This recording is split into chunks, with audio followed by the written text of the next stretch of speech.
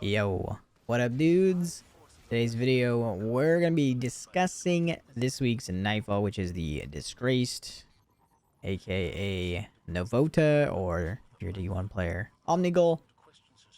And I'm gonna be discussing what I believe is going to help you get through this easily.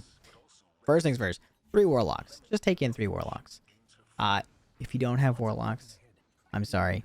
This video is just going to be about 3 Warlocks. Warlocks are very, very good right now in GMs. So, we're just going to leave it at that. That doesn't mean you can't play this on a Titan. That doesn't mean you can't play this on a Hunter. You can. You 100% can. But in this video, I'm recommending Warlocks. So, you're going to want to have 3 Warlocks. 2 of them are going to be on Stasis. This is very important. With the grenade turret that you throw, you hold your grenade, throw it to the ground, puts down a turret, freezes enemies. This is very, very strong. It pretty much makes it so that enemies just can't do anything. It constantly freezes them, makes them very, very easy targets. And yeah, it just makes ad clear. Pretty much a joke. Now, there is one negative part about stasis turrets. When you hit champions with them, it prevents you from being able to stun a champion. It basically resets their champion mode. I don't know what it's referred to as, but like overload, barrier, unstoppable, it just resets that instantly. So that's the only downside, but again, it keeps doing it over and over again, and it prevents them from burying or stuff like that, so it's also not really a big deal. But anyways, so 2 stasis warlocks, grenade turret. Your 3rd warlock is going to be on a chaos reach with geomags. In terms of exotics, for your stasis players, you could put on aeons so that you can make heavy. For your chaos reach, obviously geomags, because this is huge.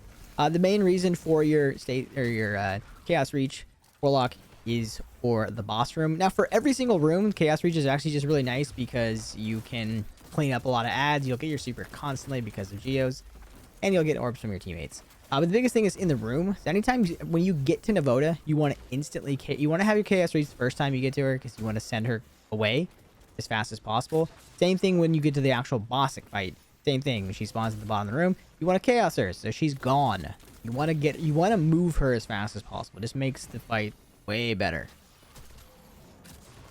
Now, that is your classes. For loadouts, now some of these will be very obvious, and you probably been watching the video and notice what we're using, but I'm going to discuss it real quick.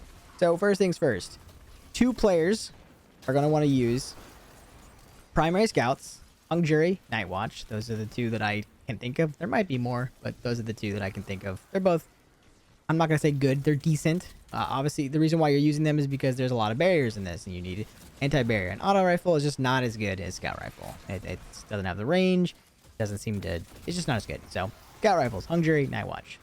For your energy weapon, your secondary weapon, you want 2 players to use Empty Vessel. That is the solar grenade launcher from Strikes this season. Now, preferably, if you can have them with blinding grenades, that's huge. Blinding grenades are very, very good right now. And it just makes GMs really easy because you can constantly shoot them, blind things, and then clean it up. And it just makes things stop shooting at you, which is nice. And then finally, Anarchy. Anarchy, Anarchy, Anarchy. For your 3rd player, same thing, primary scout, Hung Jury, Night Watch. And then this is important. Your energy should be Salvager's Salvo, the arc grenade launcher. Now, the reason for the grenade launchers, by the way, so Empty Vessel for solar shields. There's a few solar shields. There's some wizards with solar shields, and then the boss obviously has solar. So that's why Empty Vessel is very nice. And then salvos, because there's also a lot of arc enemies.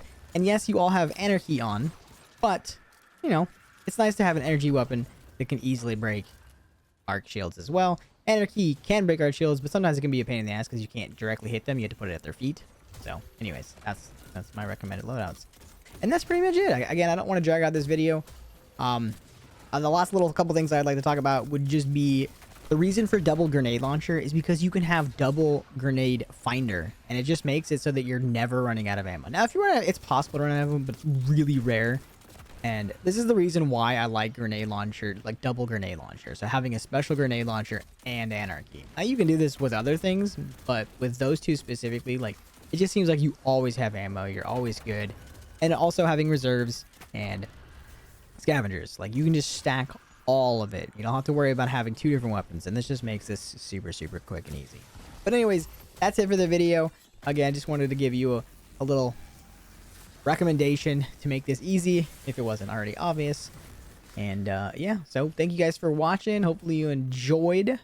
Let me know if you have any questions below, and I will see you guys later. Peace.